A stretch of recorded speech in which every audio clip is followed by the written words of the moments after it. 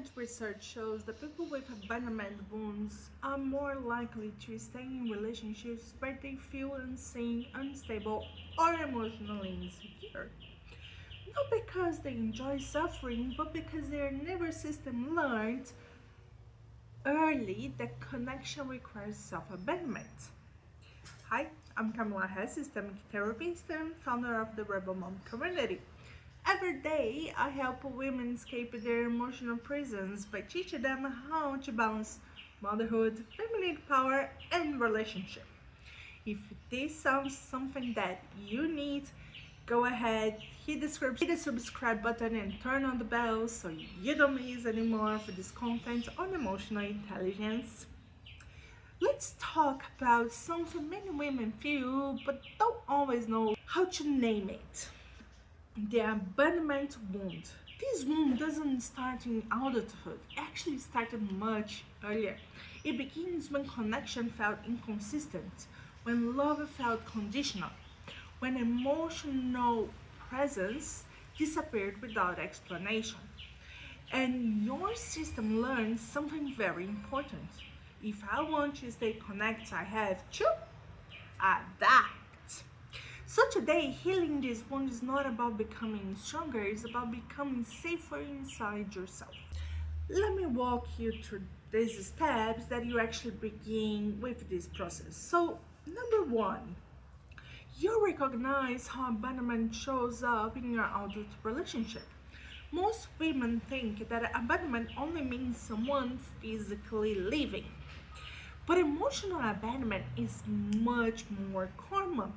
It seems more like I will accept less so he doesn't go. I won't say what I actually feel. I will try harder so he stays connected. And these wounds often create relationships where you tolerate instability because instability once felt unfamiliar. Healing begins when you notice this pattern. Step number two: stop confusing anxiety with love. And this step changes everything.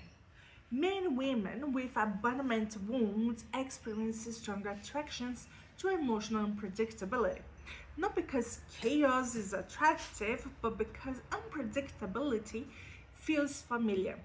Consistency can feel boring, and calm can feel suspicious.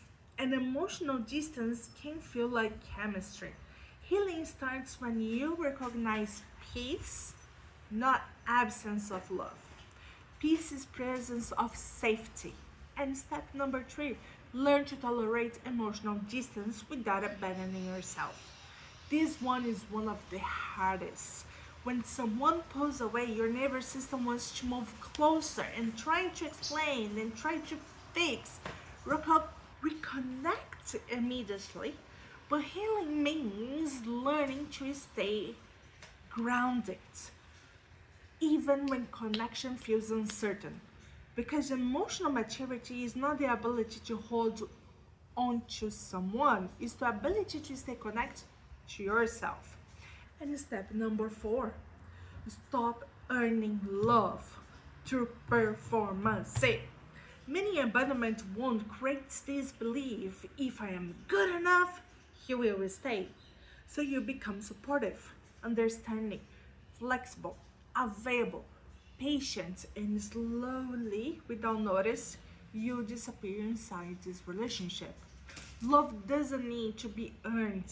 Secured relationships are not built on performance, they are built in reciprocity. Step 5, grieve. Grieve what you didn't receive earlier in life.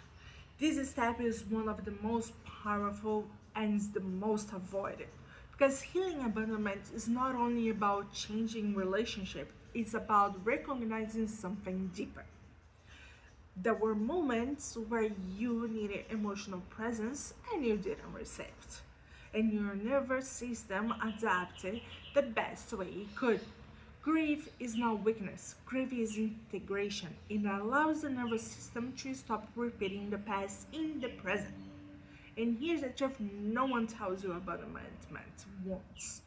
They don't heal when someone finally stays. They heal when you stop living yourself. When your needs become visible to you. When your boundaries become safe to hold. When connection stops costing your identity. And that's when everything begins to change. If you're already following me, congratulations, you're growing your emotional intelligence every single day. And if you're not, you might never see me again, so follow now and make emotional maturity a lifestyle. Comment below, emotional intelligence is my rebellion, and send this to a woman who keeps feeling afraid of being left.